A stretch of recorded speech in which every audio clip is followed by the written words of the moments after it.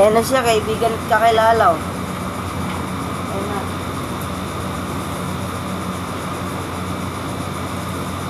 Papatay ulit ng isa. Kasi hindi nyo gano'ng nasundan yun eh. Wala sa pagtanggal ng ting-ting from the bottom pang bagas. Wala sa umpisa talaga.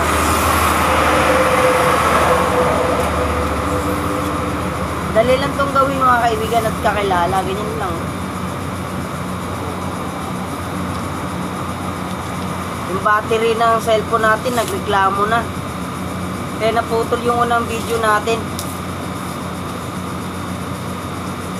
Tapos mamaya naman i-video natin yung pagsaing. Kung gaano na siya kasarap kainin pagka may bigas ng laman at nasaing na.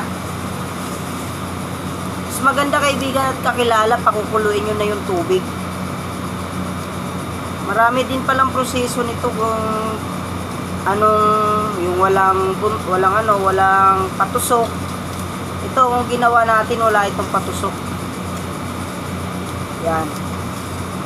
Wala itong patusok. Ayan siya, walang patusok. Ito namang isa may patusok. Ayan o. Yan. Magkaiba silang dalawa. Isang may patusok at sa isang wala. Pero magkatulad lang sila, pwedeng lagyan ng bigas. Masarap din sila. Sinaing na nasa loob ng dahon ng niyog.